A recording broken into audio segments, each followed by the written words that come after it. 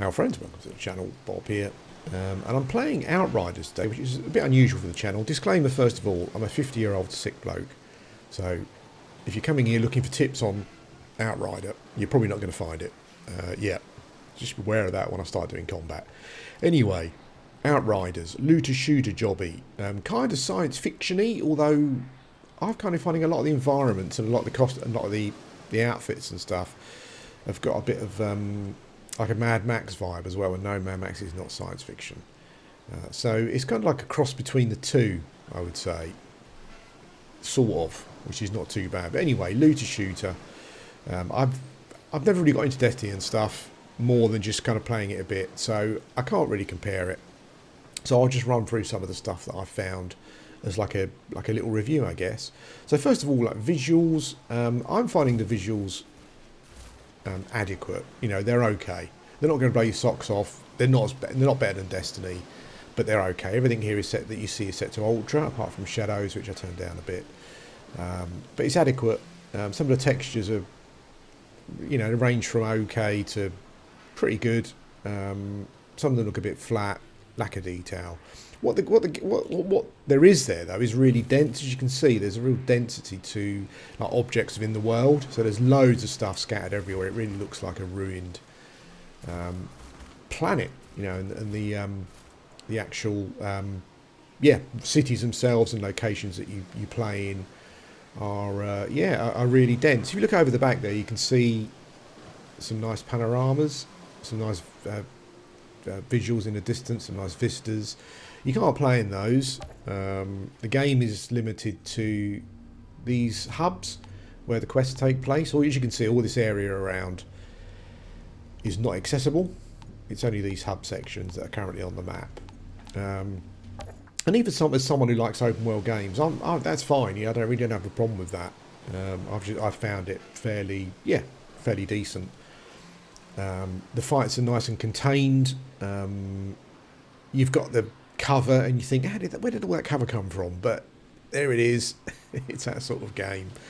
You get quests and stuff to do, you get resources to mine in the world. Exploring the hubs, are quite good, and I've purposely, maybe I'll show you another one of the areas later on, but as you go through the levels, this is my second class I'm playing, as you go through the levels, a lot of the zones or hubs, whatever you want to call them, that you visit are quite interesting, like visually quite really interesting, and there are different biomes as well that you operate in. But yeah, visually it's okay, it does the job, models are okay, it's good enough, unless you're a real graphics junkie, which I am, but the game plays very well, so I can't complain on that front.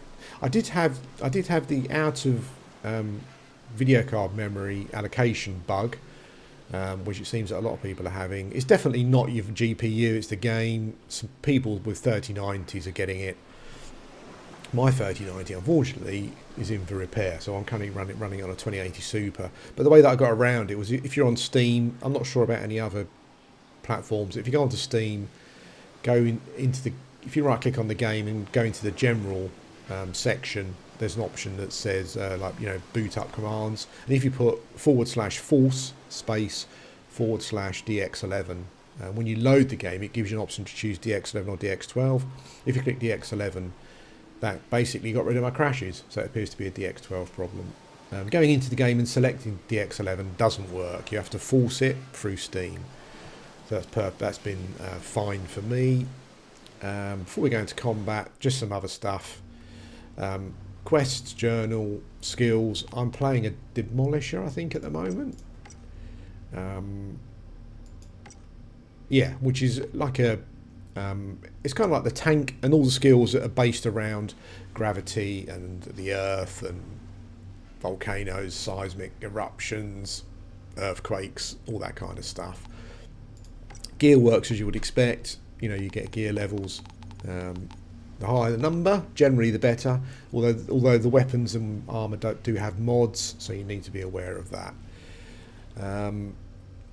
Let's go back. I think one of the most interesting things I found out I want to show you is. Oh no, we have to do that. if we go into world tiers, now world tiers, I'm not sure if other games do this, but it's really interesting. It's a really interesting way of balancing the difficulty. So you start on world tier 1. As you play through the game, your character at the top, the blue bar is your character experience leveling, and then you've got the world tier bar, and as you level up, that goes up as well, and it changes difficulty. So world tier 1 is like easy story mode, world tier 3 is normal, hard, expert. I'm currently doing world tier 6, which they call master. I'm assuming there's some crazy people who are doing it up here somewhere, but I'm soloing okay on world tier 6 at the moment. What it does, it increases the enemy level, but it increases your chance of getting better items as well, and it allows you to kind of twink your character a bit. So from my other character, I in my stash I put a level 14 gun, and I didn't realise when I gave it to this guy at level 1 he couldn't use it. Fair enough, you know.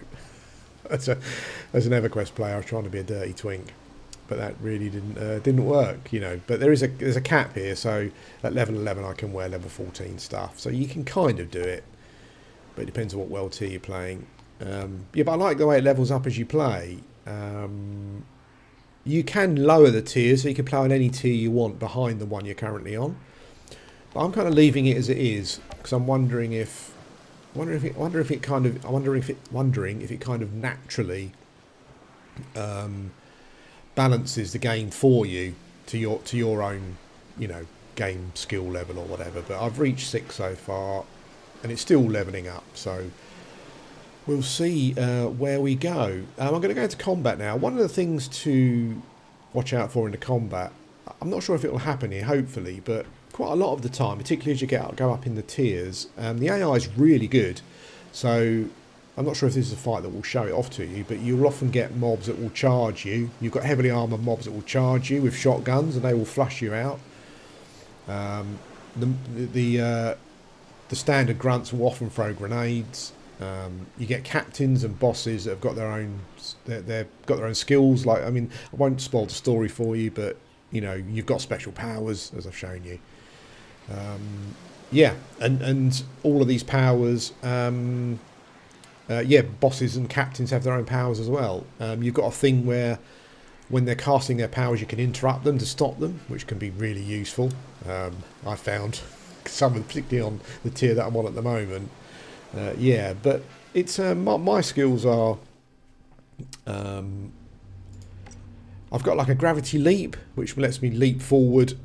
Oh, it gives you charges into mobs. So there's kind of certain combos you can do. What I find that I'm doing at the moment is I'm leaping in and I'm using reflect bullets, which prevents all damage to me for 10 seconds. It kind of catches all the bullets, and then when the ability ends, it fires the damage back at the people shooting at you. I've got like an interrupt earthquake as well. I was using Golem, which lowers your damage, but I'm not too sure. I'm not too sure about.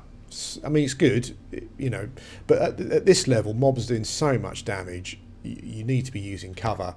That's the thing about the combat. It's quite interesting. Like, this character is supposed to be leaping, you know, tank, etc., and it kind of does work. But the problem is with the cooldowns is when you leap in, you're then stuck. You can run away, but I'm finding that for the Demolisher, and I'm sure I'm playing it wrong, someone will tell me, but when I leap in, you're then kind of left at the mercy of the cover until your skills your skills cool down. So yeah, I'm probably doing it wrong, but I will go into combat and show you. But the AI I found is generally very good. Well, I'm not sure if this particular encounter will show it off, but I'm going to turn my mic off while I do this encounter so you can just watch the combat.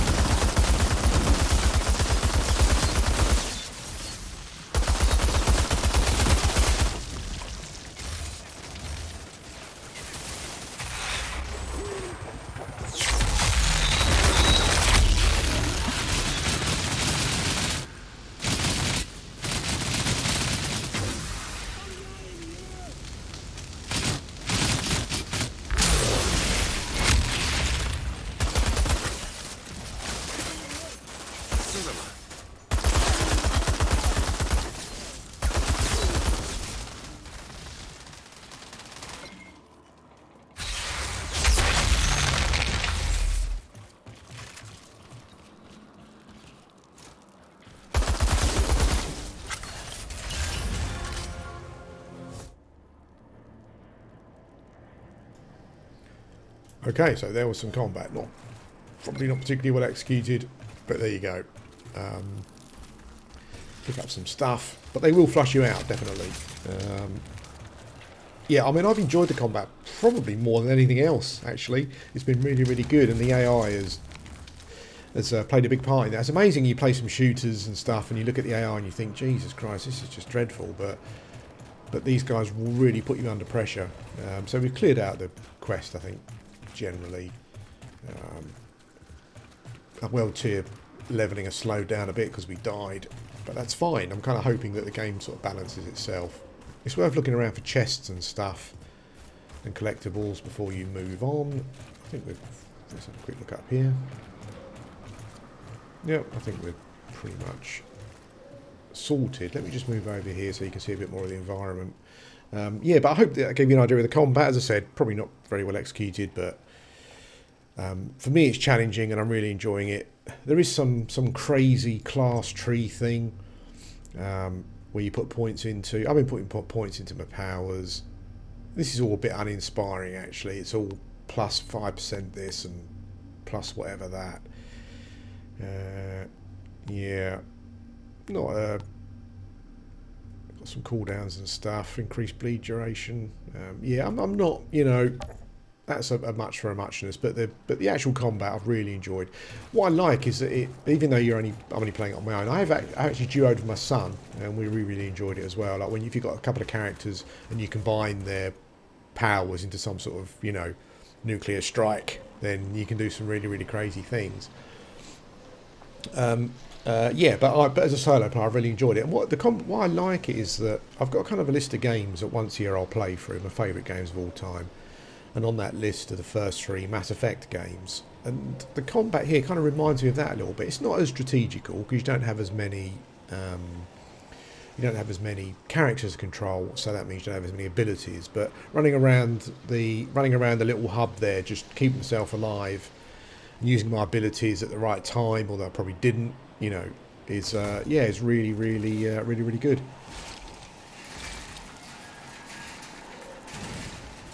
I'm just about to get some. This is part of the collectible thing. You can harvest stuff. You find notes that increase. There's actually like a proper story running all the way through, which is a mixed bag. You know, some of the writing is okay, some of it's good, some of it's bad. Voice acting, some's good, some bad. You know, it's clearly on a lower budget than you may be used to if you've played these games before. Certainly nowhere near as good as a good role-playing game from a writing point of view. But we're just about to see a bit of dialogue and acting, I think. Cleared the way to your hut, container 99, but... Thank you. Please wait for me there. I'll wait there for the old man. So here's the notes that you pick up. What do we have here? You can go and read those. I'll read them at a later date. Okay, let's have a little bit of story. I think that's probably the last bit we've got to cover, really.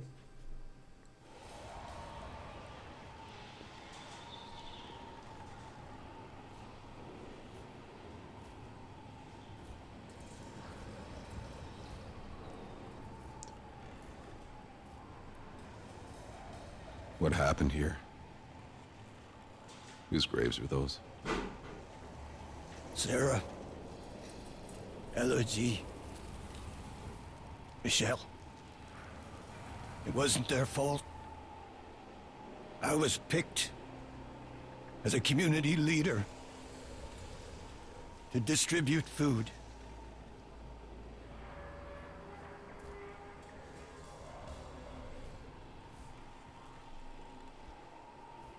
I admit I kept some for ourselves, for my girls. Was I supposed to watch them starve? I traded for favors. Seemed harmless enough. I only took food. But they took everything from me. Oh. But you told me you had... Nothing of value here for me but my memories. Take it all. Then go, please. I'll stay here a little longer. Poor old fella just wanted to come home to where his family were buried. So, shots inflict slow. Impale I'm not really using at the moment. Enemies with the most health take 50% more damage. The actual gear power is lower. I'm not really using Impale because it's a single target. You get so many mobs, particularly at the higher world tier levels. Might be good for bosses and stuff. This one, I think I'm going to go for the... Let's choose a reward that reflects my current skills, basically, what I'm currently using. Was it that one? Reflect bullets. Oh, it's higher. That's higher than my current one. There we go. Oh, like a nomady mask type thing. And the other thing that I guess someone with more experience or with more knowledge could tell me, look around for the chests, as I said, because you might miss those. You get to the point where you just dismantle greens and then blues because, you know, that's the way these games work. You can upgrade your equipment though and stuff, so, you know, with the resources that you get. Let's find a little vista. So someone might be able to correct me here, but this game seems more aimed at either solo or like a small group play. It doesn't seem to be like as massively multiplayer as games like Destiny and stuff. And I kind of heard, I'm not sure if it's true, but I kind of heard that they're not going to be adding to the game as much as you would see in something like Destiny. I'm not sure about that. I'm not sure if it's meant to be played through once and then you go through the thing of you go through the whole thing of kind of like, you know, doing, I'm not sure what they're called, but they're kind of like dungeon type things at the end of the thing, at the end of the storyline, at the end of the quest. Yeah, to upgrade all your gear and stuff and keep upgrading your gear, going through different difficulty tiers and stuff. I'm not quite sure to what end. I guess in Destiny you would keep doing that for when an expansion came out, so you're ready for the expansion. But I'm not quite sure what the end game plans are for this game, or yeah, what expansions are going to be added to it or not. You know, I've really got no idea. So that's probably something worth looking at. If you're thinking about getting the game. But like for me personally, like it's a looter, it's a kind of looter shooter where all the combat takes place in hubs, and there's a role-playing element. It's kind of story driven, as you can see. There are quests and a main story to follow. Lots of different locations, lots of different biomes. I'm finding that as you get later on into the game and you find out a bit more, it starts to feel a bit more Mass Effect-y. Some of the environments feel a bit like Mass Effect, which I really like. Some light role-playing elements, you know, character progression, item progression, all that kind of stuff, and I'm enjoying it.